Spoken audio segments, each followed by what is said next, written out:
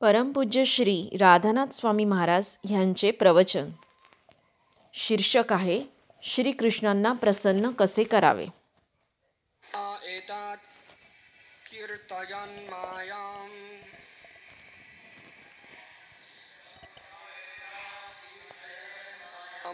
स्मरन् काले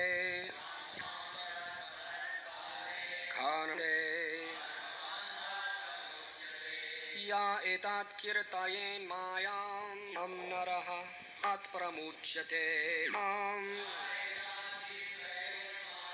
And who always remembers your activities and my activities also, and who chants the prayers that you have offered, becomes जो मनुष्य आपल्या दोघांच्याही कार्याचे स्मरण करतो आणि तू रचिलेल्या स्तोत्राचे गायन करतो, तो यथाकाळी कर्मबंधनांपासून मुक्त होतो. तात्पर्य एसी भक्तिवेदांत स्वामी प्रभुपादद्वारे. या श्लोकामध्ये असे म्हटले आहे की जो मनुष्य प्रल्हाद महाराज आणि भगवान नृसिंहदेव या दोहोंच्या कार्याचे स्मरण करतो, तो सकाम कर्मांच्या बंधनांतून क्रमाक्रमाने मुक्त होत जातो. या संदर्भात भगवद्गीता 2 अध्याय 15व्या श्लोकात आणि 2 अध्याय 56व्या श्लोकात म्हणते,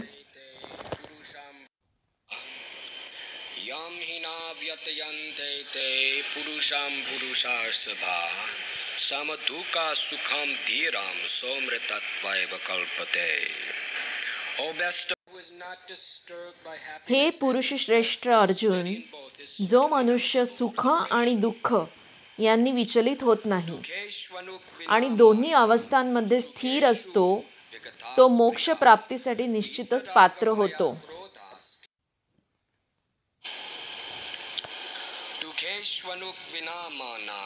सुखेषु विगता स्पृहा वीतराग भया क्रोधा स्थितधीरमुनिरुच्यते. जो त्रिविध तापांनी विचलित होत नाही आणि सुखाने हर्षोल्लासित होत नाही, तसेच आसक्ती, भय तथा क्रोध यांपासून मुक्त झालेला असतो, त्याला स्थिर मनाचा ऋषी म्हटले जाते. भक्ताने संकटकालीन परिस्थितीत शोकाकुल होऊ नये किंवा ऐहिक ऐश्वर्य प्राप्ती झालेल्या परिस्थितीत असाधारण सुख व्यक्त करू नये. हीच भौतिक जीवन जगण्याची कौशल्यपूर्ण पद्धत आहे. भक्ताला अशा प्रकारे कौशल्यपूर्ण जीवन जगणे माहीत असल्यामुळे तो जीवन मुक्त म्हणून ओळखला जातो. याविषयी रूप गोस्वामी कृत भक्तिरसामृत सिंधू या ग्रंथामध्ये असा उल्लेख आहे,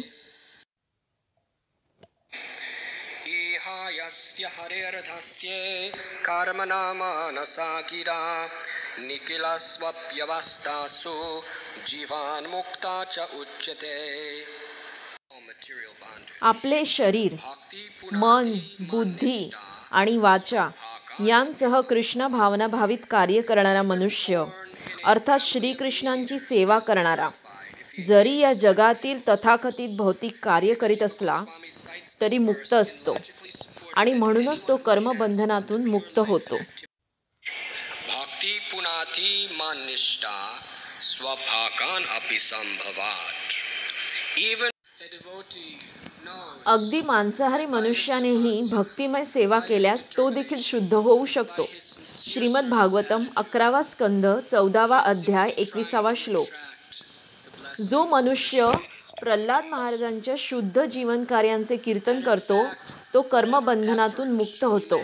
हे सिद्ध करण्यासाठी श्रील जीव गोस्वामींनी श्रीमद भागवतातील 11वा स्कंद 14वा अध्याय 11वा श्लोक या श्लोकाचा संदर्भ दिलेला आहे. जे प्रामाणिक आणि भक्तिपूर्ण किंवा समर्पित हृदयाने प्रल्हाद महाराजांच्या जीवनाची ही सुंदर कथा ऐकतात, त्यांना नृसिंह भगवान हा आशीर्वाद देतात. भक्त भगवंतांना इतके प्रिय असतात की जेव्हा जीवात्मा भक्तांच्या महिमा ऐकण्यात आनंद प्राप्त करतात, तेव्हा परमपुरुषोत्तम भगवान त्यात सर्वाधिक आनंद मिळवतात. आध्यात्मिक प्रगती केवळ तेव्हाच होते जेव्हा भगवंत जे आपल्या हृदयात आहेत ते भक्ती मार्गावरील आपल्या प्रयत्नांनी प्रसन्न होतात. भक्तियोगाचा मार्ग तो मार्ग आहे ज्याने आपल्या प्रामाणिक सेवाभावी वृत्तीने आपण परम पुरुषोत्तम भगवंतांचे आशीर्वाद मिळवण्यासाठी आवाहन करतो. खरं तर तेथे या योगाच्या सर्वोच्च प्रक्रियेत प्रगती करण्याची दुसरी कोणतीही पद्धत नाही. आत्मसाक्षात्काराच्या चढत्या प्रक्रियेत सहभाग घेणारा त्याच्या स्वतःच्या प्रयत्नांनी, त्याच्या स्वतःच्या तपस्येने, त्याच्या स्वतःच्या दृढनिश्चयाने तो परमसत्याकडे जाणाऱ्या सीडीवर उंच उंच चढण्याचा प्रयत्न करतोय. पण भक्तीच्या मार्गावर भक्ताला माहीत असते की त्याच्या तपस्येने, त्याच्या दृढ निश्चयाने, त्याच्या प्रामाणिक सेवाभावी वृत्तीने तो केवळ श्रीकृष्ण आणि श्रीकृष्णांच्या भक्तांचे आशीर्वाद आकर्षित करण्याचा प्रयत्न करतोय. आणि खरे तर आपण जे काही प्रयत्न करतो, जर ते श्रीकृष्णांना आणि श्रीकृष्णांच्या भक्तांना प्रसन्न करणारे नसतील तर आपण भक्तिमय सेवेच्या मार्गावर कोणतीही आध्यात्मिक प्रगती करणार नाही. त्यामुळे श्रीमद भागवतात म्हटल्याप्रमाणे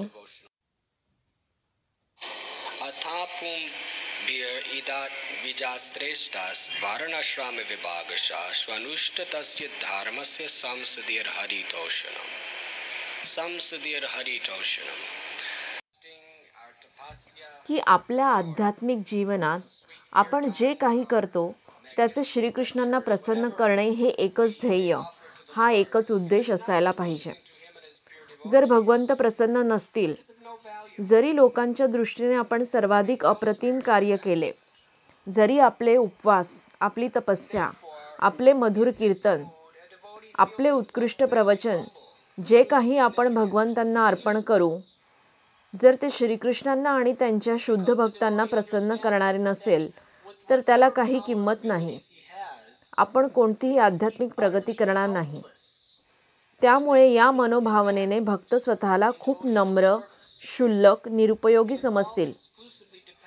कारण भक्त समजतात की जी काही शक्ती आणि क्षमता त्यांच्याजवळ आहे त्याने ते भक्तीत कोणतीही प्रगती करण्यास पूर्णपणे असहाय्य आहेत. ते सगळे केवळ आणि केवळ साधूंच्या कृपेवर आणि परमपुरुषोत्तम भगवंतांच्या कृपेवर अवलंबून आहेत. श्रीकृष्ण श्रीमद भागवतम मध्ये सांगतात, हे सूत गोस्वामींनी म्हटले आहे, सुकथा कृष्ण पुंज श्रावण कीर्तना हरिद्यांतास्तो हि भादनै विदुनोति सुहृत्सताम्. जो कोणी भगवंत आणि त्यांच्या भक्तांच्या महिमा श्रवण करण्यात आनंद घेत असेल, ती व्यक्ती या प्रक्रियेने भगवंतांना इतके प्रसन्न करते की भगवंत त्या व्यक्तीच्या हृदयातून सगळा अंधकार, सगळे अज्ञान, सगळी भौतिक बंधने दूर करतात. याचा अर्थ ती व्यक्ती ईर्ष्याळू नाही. ईर्ष्याळू मत्सरी व्यक्तीला इतर कुणाची महिमा श्रवण करणे आवडत नाही. मत्सरी व्यक्तीला स्वतःची महिमा श्रवण करायला आवडते. पण जी व्यक्ती ईर्ष्याळू नाही, मत्सरी नाही, जी प्रामाणिक हृदयाने खरोखर भगवंत आणि भगवंतांच्या भक्तांच्या महिमा श्रवण करण्यात आनंद घेते, ती व्यक्ती श्रीकृष्णांचे हृदय जिंकते. आणि या प्रक्रियेने श्रीकृष्ण तुमच्या हृदयातून ते तुम्हाला भौतिक आसक्तीच्या बंधनातून शुद्ध करतात. अनर्थ निवृत्ती. सर्वात पहिली गोष्ट जी आपल्याला भगवंत आणि भगवंतांच्या भक्तांची महिमा श्रवण करण्यात आनंद घेण्यासाठी करायची आहे, ती म्हणजे कमीत कमी आपण जागे राहायचे आहे. त्यामुळे कृपा करून समजण्याचा प्रयत्न करा की हिमालयात योगी राहतात, ते अशा प्रकारची तपस्या करतात. अलीकडेच आमच्या भक्तांपैकी काही भक्त गोमुखला गेले, जे गंगा नदीचे उगमस्थान आहे. गंगोत्रीच्या पण वर, हिमालयाच्या उंच शिखरावर. आणि आम्ही तिथे उन्हाळ्याच्या महिन्यांमध्ये तिथे सगळीकडे बर्फ पाहिला. आणि उन्हाळ्यात देखील हिमनदीतून येणारे पाणी बर्फापेक्षा पण थंड होते. खरं तर मोठमोठे बर्फाचे तुकडे गंगेच्या वेगवान लाटांमुळे सतत गर्जना करत होते. आणि आम्ही तिथे योगींना पाहिले, जे तेथे पूर्ण वर्षभर राहतात, हिवाळ्यात सुद्धा. आणि दिवसातून 3 वेळा गंगेत स्नान करतात, घोर तपस्या करतात, उपवास करतात. मला माहीत नाही हिवाळ्यात त्या जागेवर त्यांना खायला काय मिळत असेल. हे सगळे काही ते करतात परम सत्याचा, भगवंतांचा उच्चतर साक्षात्कार मिळवण्याच्या उद्देशाने. detachment from आणि any of तेथे the इतर absence of the लोक पण senses. होते जे ज्ञान योगाच्या प्रक्रियेत होते, Tremendous sacrifice. जे पूर्ण They ब्रह्मचर्याचे spend पालन करीत sometimes होते, 18 hours इंद्रिय a day तृप्तीच्या साधनांपासून पूर्णपणे निरासक्त होते. just trying to प्रचंड get त्याग. deeper and deeper and ते deeper कधी कधी insights दिवसातील 18 तास शास्त्रांचा into अभ्यास what is करण्यात matter and घालवायचे. what is spirit. जडत्व काय आहे आणि चेतना तत्व काय आहे There are हे other अधिकाधिक yogis खोलवर who live in जाणून caves घेण्यासाठीच केवळ शास्त्रांचा अभ्यास करणे. and they तेथे sent इतर योगी होते जे गुहेत राहत through the होते, process of विषारी fasting, they सापांसोबत, emaciate their bodies. चित्त्यासोबत, Singh, They sit in Wagh meditation, आणि वानर fixing सगळीकडे their mind विंचू, on one object in वायुविजन total शिवाय, concentration, काळोखात, जंगलात not moving their body, उपवास करून ते त्यांचे शरीर अशक्त बनवतात.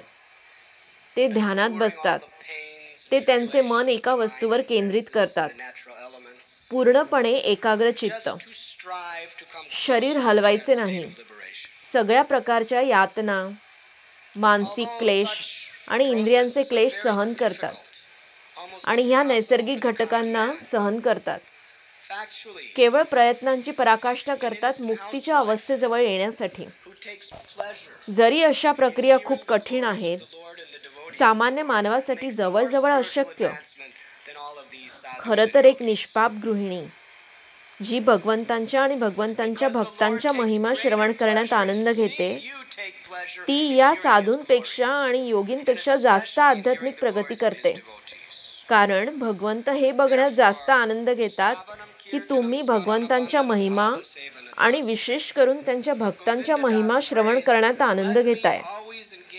त्यामुळे श्रवण कीर्तन स्मरण वंदन पादसेवन दास्य रे गोविंदास प्रार्थना करतात की मला नेहमी माझे मन नवधा भक्तीच्या प्रक्रियांमध्ये गुंतवू द्या, ज्यापैकी पहिली आणि सर्वात महत्त्वाची क्रिया भगवंतांच्या महिमा श्रवण करणे आणि त्या महिमांचा जप करणे होय.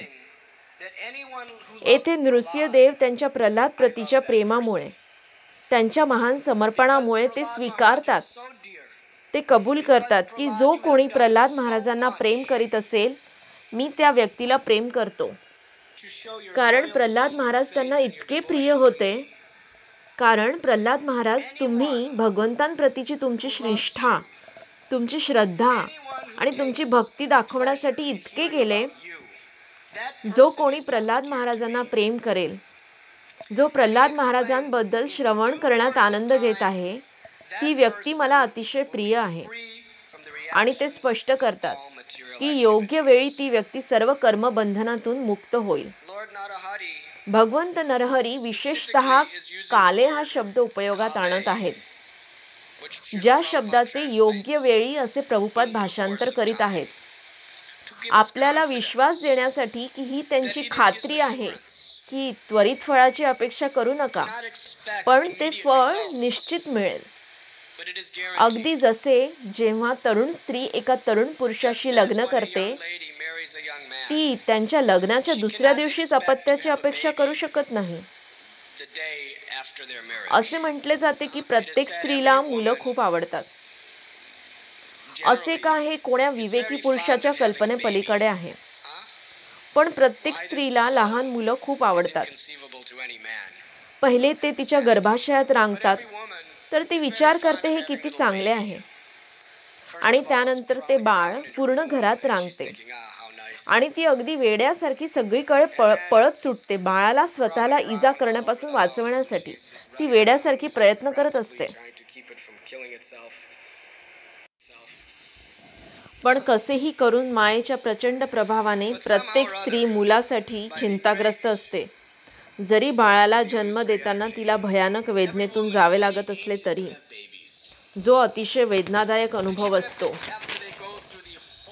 बाळाला जन्म दिल्यानंतर सुद्धा तिला खूप वेदना सहन कराव्या लागतात आणि नंतर त्या बाळाची काळजी घ्यावी लागते, जे मुळात विष्ठा, मूत्र, लाळ याचे द्वार आहे. ते केवळ याच पदार्थांना सतत बनवत असतात.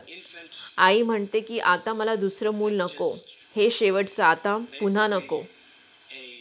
पण त्यानंतर जसे ते मूल थोडे मोठे होते, तर ती विचार करू लागते, आता मला दुसरे मूल हवे. तर असे म्हटले जाते, प्रत्येक स्त्रीला मुले हवी असतात, पण स्त्री लग्नानंतर लगेचच मुलाची अपेक्षा करू शकत नाही.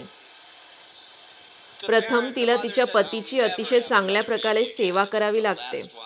तिला तिच्या पतीला कितीतरी मार्गांनी खुश ठेवावे लागते आणि त्यानंतर बऱ्याच महिन्यांनी किंवा बऱ्याच वर्षांनी बाळ येईल. त्यामुळे तिला धीर धरावा लागतो. श्रील प्रभुपाद हे उदाहरण देतात की श्रीकृष्ण आपल्याला वचन देतात की यथा अवकाश जर तुम्ही भगवंतांना प्रसन्न केले आणि तुम्ही भक्तांना प्रसन्न केले तर श्रीकृष्ण तुमच्या हृदयात जन्म घेतील.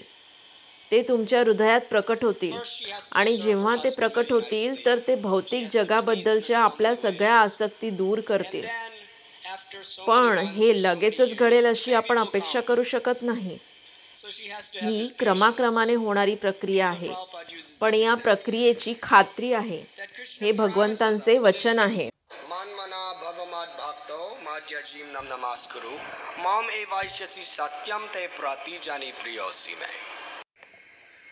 सदैव माझे चिंतन कर, माझे पूजन कर, मला नमस्कार कर. अशा प्रकारे श्रीकृष्ण म्हणतात, तू निश्चितच मला प्राप्त करशील. मी हे वचन देतो कारण तू माझा प्रिय मित्र आहेस. तर भक्तांप्रती हे श्रीकृष्णांचे प्रेम आहे. जे कोणी त्यांच्या भक्तांना प्रेम करतात त्यांना श्रीकृष्ण प्रेम करतात. जे कोणी त्यांच्या भक्तांचे गुणगान करण्यामध्ये इतर कुणापेक्षाही जास्त आनंद घेत असेल तर श्रीकृष्ण त्यांना प्रेम करतात. श्रीकृष्ण भगवद्गीतेत अर्जुनाला म्हणतात की तू हा संदेश समजू शकतो कारण तू माझा मत्सर करीत नाही, कारण तू मत्सरी नाहीस. मत्सरी व्यक्ती इतरांचे गुणगान श्रवण करण्यास सहन करू शकत नाही. पण जी व्यक्ती मत्सरी नाही ती श्रीकृष्णांच्या भक्तांचे गुणगान श्रवण करण्यात, श्रीकृष्णांच्या भक्तांची महिमा श्रवण करण्यात खूप आनंद घेते. आणि यामुळे ही मानसिकता अंगीकारणे अतिशय महत्त्वाचे आहे की आपण वैष्णवांचे क्षुल्लक दास आहोत. कारण जसे आपण स्वतःला आध्यात्मिक जीवनात महत्त्वाचे समजलो तर काय होईल की कुणी आपल्या पुढे गेलेले आपण सहन करू शकणार नाही.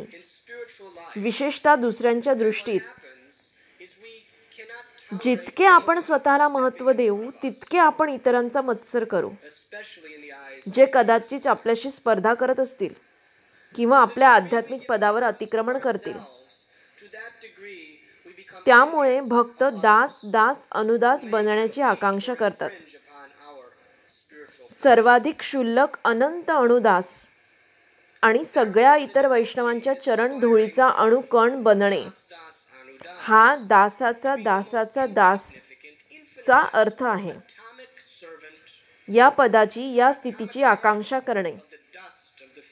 आणि जेव्हा आपण या स्थितीत असू तेव्हा आपण भक्तांचा गौरव श्रवण करण्यात सर्वाधिक आनंद घेऊ. इतर भक्तांची गौरवपूर्ण शब्दांनी केलेली स्तुती श्रवण करण्यात सर्वाधिक आनंद घेऊ.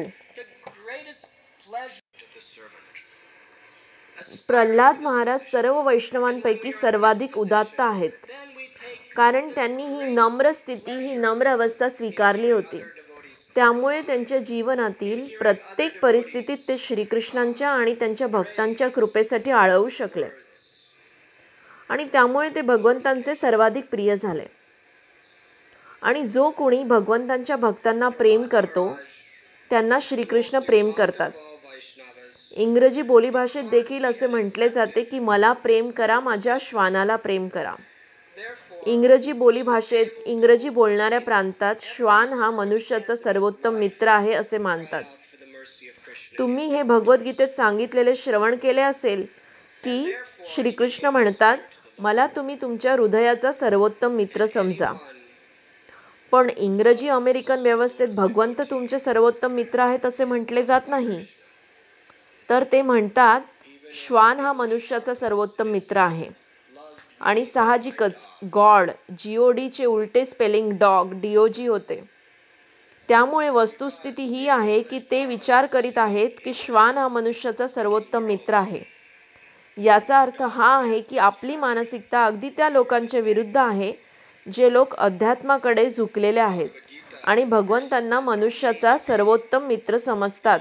स्वीकारतात. friend, प्रभुपाद म्हणायचे, जो कोणी स्वतःला जीओडी गॉड समजतो तो डीओजी डॉग आहे. जो कोणी स्वतःला भगवान समजतो तो श्वान आहे. आणि प्रत्येकजण स्वतःला गॉड समजतो, भगवान समजतो. त्यामुळे प्रत्येकजण डॉग, डीओजी डॉग आहे, श्वान आहे. and of course, आणि श्वान हा मनुष्याचा सर्वोत्तम मित्र आहे. तर याचा अर्थ काय आहे? याचा अर्थ प्रत्येकजण भगवंतांचा मत्सर करतात. man's best friend, पण असे म्हणतात, मला प्रेम करा, माझ्या श्वानाला प्रेम करा. mentality, दुसऱ्या शब्दात, जर तुम्ही माझ्या सर्वोत्तम मित्राला प्रेम करता तर तो मला तुमचे प्रेम दाखवण्याचा सर्वोत्तम मार्ग आहे. Prabhupada used to say, नक्कीच भक्तिविनोद ठाकूर म्हणतात की श्रीकृष्णा मी तुमच्या श्वानासारखा आहे, and everyone considers केवळ तुमच्या मागे मागे चालणार. as a dog. श्वानाचा एक गुण ज्याचा खूप आदर केला जातो तो म्हणजे त्याच्या मालकाप्रती असलेली निष्ठा. That means everyone's completely त्यामुळे भक्त कधी कधी श्रीकृष्णांचे श्वान समजले जातात, मानले जातात, कारण ते केवळ श्रीकृष्णांच्या मागे मागे जातात, श्रीकृष्ण असा जप करत. In other words, if you love my best त्यामुळे friend, जो कोणी श्रीकृष्णांच्या श्वानाला प्रेम करतो, श्रीकृष्ण त्यांना प्रेम करतात. of course, ज्या कुणाला त्या व्यक्तीची महिमा श्रवण करणे आवडत असेल, जे भगवंतांचे निष्ठावंत आहेत, I am like ती व्यक्ती श्रीकृष्णांना सर्वाधिक प्रिय आहे. आणि हा आशीर्वाद नरहरींनी दिला आहे. the one श्रील प्रभुपाद येथे स्पष्ट करीत आहेत की कशा प्रकारे जेव्हा कोणी इंद्रिय तृप्तीपेक्षा भगवंतांच्या महिमा श्रवण करण्यात आनंद आणि सुख मिळवण्याला प्राधान्य देण्याच्या स्तरावर येतात, तेव्हा ते या भौतिक अस्तित्वातून मिळणाऱ्या सुख आणि दुःखांप्रती पूर्णपणे उदासीन होतात, कारण ते यापुढे भौतिक अस्तित्वातील गोष्टींकडे सुखासाठी पाहत नाहीत. नास्त प्रायेष भाद्रेषु नित्यं भागवती सेवया भागवती उत्तमा श्लोके भक्तिर्भवति नैष्टिकी. असे म्हटले जाते, जो कोणी रोज श्रीमद भागवतम श्रवण करण्यात आनंद घेतो, जे भागवतम म्हणजे भगवंतांची आणि त्यांच्या भक्तांच्या कथा आहेत, आणि जो कोणी रोज व्यक्ती भागवताची सेवा करतो, त्या व्यक्तीच्या हृदयात श्रीकृष्ण सगळे काही प्रकट करतात. तर हाच आपल्या या जगात सुखाच्या शोधाचा मानक असायला पाहिजे. आनंद उपभोगण्याची प्रवृत्ती आपल्यामध्ये इतकी भक्कमपणे वसलेली आहे की नवशिक्या भक्तासाठी आनंद शोधणे सोडून देणे अशक्य आहे, कारण आनंद शोधणे हा आपला स्वभाव आहे. पण आपल्याकडे ही शक्ती निश्चितच आहे की जर आपण प्रामाणिक आहोत तर आपण स्वतःच्या स्वार्थी गुणगानात आनंद शोधणार नाही, आपण स्वतःच्या इंद्रिय सुखात आनंद शोधणार नाही, तर आपण भगवंतांची आणि त्यांच्या भक्तांच्या महिमा श्रवण करण्यात आनंद शोधू. त्यामुळे जेव्हा भक्त एकत्र येतात, श्रीमद भागवतमच्या तिसऱ्या स्कंदात म्हटले आहे की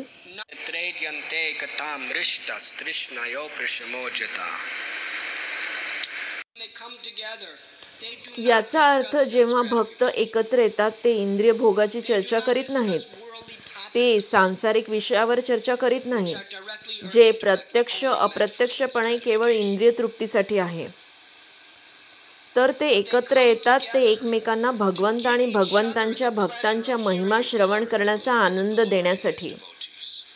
त्यामुळे भक्तीच्या नवशिक्या स्तराच्या वर येण्याच्या प्रक्रियेत हे सर्वाधिक गरजेचे आहे की आपण एकमेकांचा संग कसा घ्यायचा हे शिकणे. तुम्ही बघाल की भक्तांच्या संघात प्रवृत्ती असते की निरर्थक बोलण्याची, स्वतःचे गुणगान करण्याची किंवा पूर्णपणे असंबद्ध विषयाबद्दल बोलण्याची, ज्याचा श्रीकृष्णांच्या महिमेशी काही संबंध नाही. ही जिभेची प्रवृत्ती असते, अनियंत्रित जीभ. त्यामुळे भगवंतांच्या भक्तांनी एकमेकांचा योग्य संग कसा घ्यायचा हे शिकलेच पाहिजे. याचा अर्थ की जेव्हा आपण एकत्र येतो तेव्हा आपण आज सकाळी जसे एकत्र आलो भगवंत आणि भगवंतांच्या भक्तांची महिमा श्रवण करण्यासाठी, हरिनाम संकीर्तन करण्याकरिता, जेथे आपण भगवंत आणि भगवंतांच्या भक्तांचा महिमा गाण्याकरिता एकत्र यायला हवे. आणि जर आपण केवळ एवढे केले तर लवकरच आपण शुद्ध भक्ती प्राप्त करू शकू. जर आपण केवळ हे पवित्र तत्व आपल्यात एकसंध राहण्याची शक्ती म्हणून आपल्यात ठेवले तर लवकरच आपण भगवंतांच्या साम्राज्याला आपण आपल्या स्वतःच्या हृदयात समजू शकू. पण जर आपण हे नाही करू शकत, जर आपण भगवंत आणि भगवंतांच्या भक्तांच्या महिमा आपल्यात ठेवून आपला संघ पवित्र करण्यासाठी सहमत झालो नाही, तर आपण कितीतरी तपस्या करू, आपण कितीतरी मोठ्या सेवा करू, पण तेथे आपल्या हृदयात काहीतरी गंभीर उणीव नेहमी राहील. तर चला हा नृसिंह भगवंतांचा आशीर्वाद आपल्या शिरावर उचलून धरूया, आपल्या हृदयात ठेवूया. चला हा नृसिंह भगवंतांचा आशीर्वाद त्यांची अहैतुकी कृपा म्हणून घेऊया आणि या आशीर्वादाचा स्वीकार आपला जीव की प्राण म्हणून करूया. हा आशीर्वाद आहे की जो कोणी प्रल्हाद महाराजांसारख्या महात्म्यांचे आणि भगवंतांचे गुणगान श्रवण करण्यात आनंद घेतील, ते योग्य वेळ आली की सर्व कर्मबंधनातून मुक्त होतील आणि शुद्ध भक्ती प्राप्त करतील. हे अतिशय सोपे आहे. ही अतिशय सोपी प्रक्रिया आहे. आपण सगळ्या प्रकारचे प्रभावी तत्वज्ञान बोलू शकू, पण जर आपण हे तत्व विसरलो तर आपण आपले आध्यात्मिक जीवन गमावू. कारण खरं तर आपले सगळे तत्वज्ञान, आपले सगळे तर्क, आपले सगळे युक्तिवाद हे केवळ आपल्याला या मुद्द्यापर्यंत आणण्यासाठी आहे की जेथे आपण शिकू कशा प्रकारे भगवंतांचे नाम आणि महिमा श्रवण करावी आणि कशा प्रकारे भगवंतांचे नाम आणि महिमा गावी. एवढेच. चला आपण हा मुद्दा विसरायला नको. आज सकाळी आपण जे बोलत आहोत तो आध्यात्मिक जीवनाचा सार आहे. धन्यवाद. हरे कृष्ण. कुणाला काही प्रश्न आहे का? जर तुम्ही शुद्ध भक्ताकडून श्रवण करताय आणि त्या शुद्ध भक्ताची सेवा करताय, तर तुम्ही जे शब्द बोलताय त्या शब्दांना खरं तर त्या शुद्ध भक्ताकडून शक्ती प्रदान केली जाते. तर जर तुमच्याकडून कुणी श्रवण केले तर त्याचाही खूप खूप परिणाम होईल. हे तुमचे सामर्थ्य आहे असा विचार करू नका, तर हे शुद्ध भक्ताचे सामर्थ्य आहे जे तुम्हाला शक्ती प्रदान करीत आहे. सरते शेवटी जर तुम्ही त्यांचे आज्ञाधारक आणि नम्र सेवक आहात आणि जर तुम्ही त्यांचे शब्द पुन्हा सांगण्याचा प्रामाणिक प्रयत्न करीत आहात, तर ते तुमच्या शब्दांना आध्यात्मिक सामर्थ्याने शक्ती प्रदान करणार नाहीत का? तुमच्या शब्दांना आध्यात्मिक सामर्थ्याने युक्त करणार नाही का? हे तुमचे सामर्थ्य नाही, हे त्यांचे सामर्थ्य आहे, हे भगवंतांचे सामर्थ्य आहे. तर म्हणून आपण प्रामाणिक भक्ताकडून, जे शुद्ध भक्तांचे दास आहेत, त्यांच्याकडून श्रवण केले पाहिजे आणि अर्थातच शुद्ध भक्तांकडून देखील श्रवण केले पाहिजे. पण व्यावसायिक कथाकारकडून श्रवण करणे किंवा मायावादीकडून श्रवण करण्याचा परिणाम सारखाच होणार नाही. व्यावसायिक कथाकारांकडून श्रवण करण्याचा परिणाम अत्यल्प असेल, कारण ते शुद्ध आत्म्याच्या शुद्ध भक्ताच्या सशक्तीकरणाने युक्त नसतील. आणि तसेच मायावादी आणि निराकारवादींकडून श्रवण करणे हे कधीकधी खूप धोकादायक असते. सनातन गोस्वामी स्पष्ट करतात, हे सर्पाच्या ओठातून दूध घेण्यासारखे आहे. त्याचा विषारी परिणाम होतो. कारण जरी ते भगवंतांचे गुणगान करीत असतील तरी सूक्ष्म मार्गाने त्यांच्या निराकारवादी मायावाद संकल्पनेचा प्रभाव शब्दांमध्ये असतो. ते शब्द मायावाद निराकारवादाने युक्त असतात आणि भक्तांसाठी मायावादी संकल्पना म्हणजे भगवंतांशी एक होणे हे विषासारखे आहे. त्यामुळे खरे तर ते सर्पाच्या ओठातून दूध पिण्यासारखे आहे. दूध अतिशय पौष्टिक असते, ते अतिशय स्वादिष्ट असते, ते परिपूर्ण आहार आहे. पण जेव्हा विष दुधात असते तर ते प्राणघातक होते. तर तसेच भगवंतांचे गुणगान कुणाकडून श्रवण करणे, जसे भगवंतांची महिमा, भगवंतांचे गुणगान हे त्याच्यातच आत्म्यासाठी एक अतिशय पौष्टिक आणि परिपूर्ण आहार आहे. पण जेव्हा मायावाद तत्वज्ञानाचा प्रभाव त्या ध्वनिलहरीत अंतर्भूत असतो, तेव्हा तुम्हाला समजले पाहिजे की तो प्रभाव हा अतिशय प्रबळ सूक्ष्म शक्ती आहे. जो तुम्ही कदाचित तुमच्या स्थूल बुद्धिमत्तेने ओळखू शकणार नाही, पण ते तुमच्या सेवावृत्तीला नासवते, ते तुमच्या सेवावृत्तीचा नाश करते. त्यामुळे ते विषासारखे आहे. त्यामुळे असे म्हटले आहे, अस्तप्रायेषु भाद्रेषु नित्यं भागवती सेवया भागवती उत्तमा श्लोके भक्तिर्भवति नैष्ठिकी. आपण भागवतम व्यक्ती भागवत जे प्रत्यक्ष शुकदेव गोस्वामींच्या पदचिन्हांचे अनुसरण करतात त्यांच्याकडून श्रवण केले पाहिजे आणि गुरु परंपरेत येणाऱ्या महान आचार्यांकडून श्रवण केले पाहिजे. आणि जर आपण कुणाकडून श्रवण केले आणि जरी ती व्यक्ती स्वतः प्रगत नसेल, कदाचित जर ती व्यक्ती प्रामाणिकपणे मनपूर्वक त्यांच्या गुरूंची सेवा करण्याचा प्रयत्न करीत आहे आणि ती व्यक्ती प्रामाणिकपणे आणि मनपूर्वक गुरूंच्या संदेशाचे पुनरुच्चारण करण्याचा प्रयत्न करीत आहे, तर तुम्हाला कळले पाहिजे की त्यांच्या मुखातून येणाऱ्या ध्वनिलहरींचे श्रवण करण्यात प्रचंड हित आहे. कुणाला आणखीन काही प्रश्न आहेत का? तुमच्या प्रश्नाचे उत्तर तुम्हाला मिळाले का?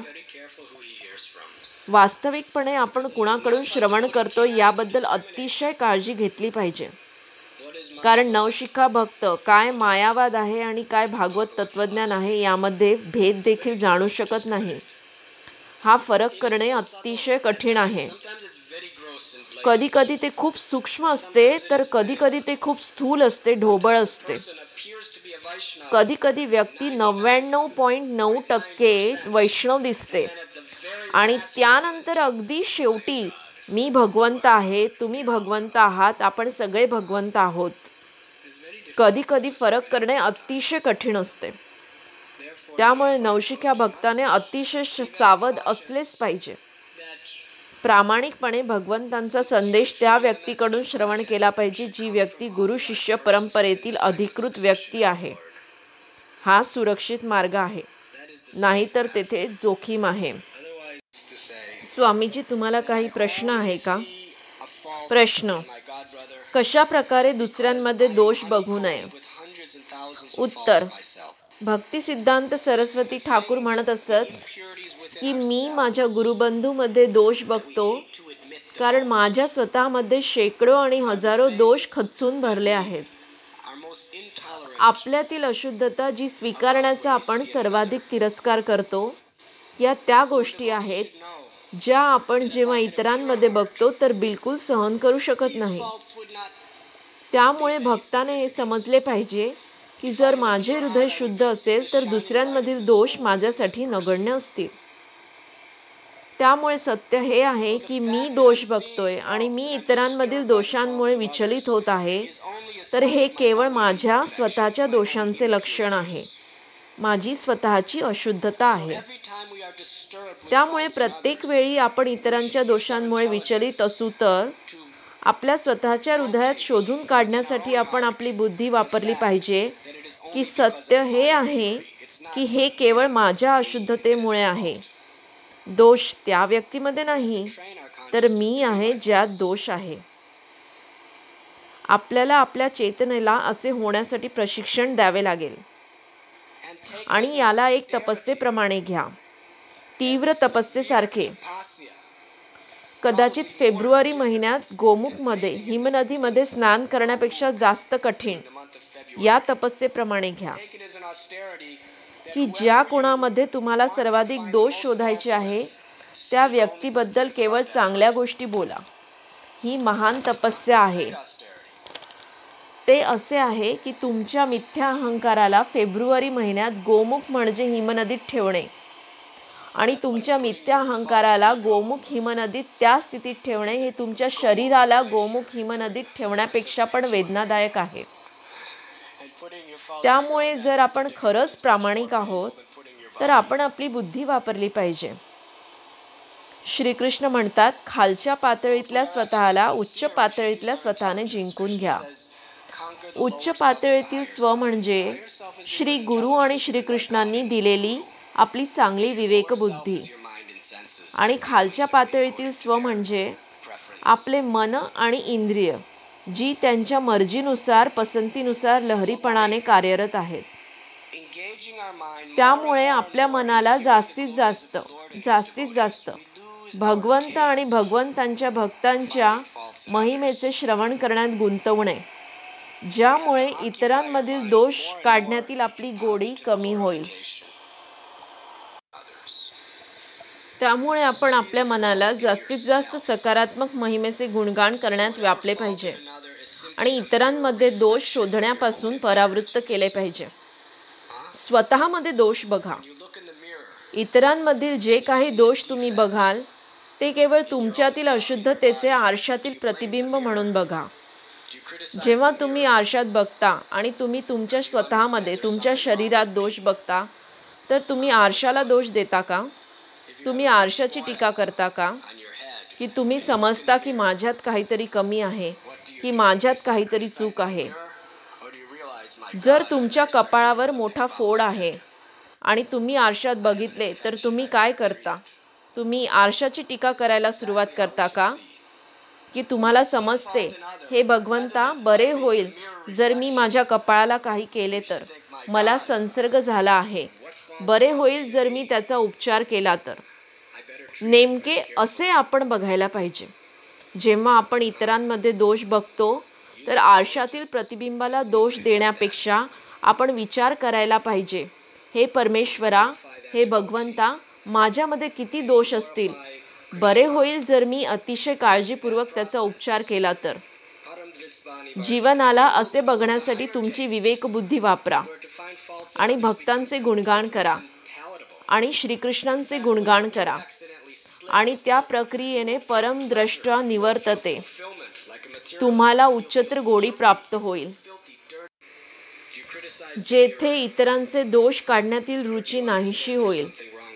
खरं तर जेव्हा तुमच्याकडून नकळत जरी ही चूक होईल, तर तुम्हाला आनंद होणार नाही. भौतिकवादी लोकांसारखे तुम्हाला परिपूर्ती जाणवणार नाही, तर तुम्हाला अपराध्यासारखे वाटेल.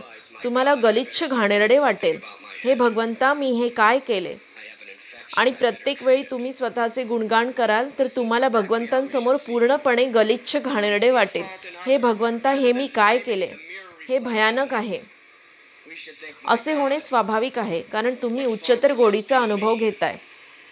जरी तुम्ही खालच्या पातळीच्या उपभोगामध्ये संलग्न झाला, तरी ते तुम्हाला भयंकर वाटेल.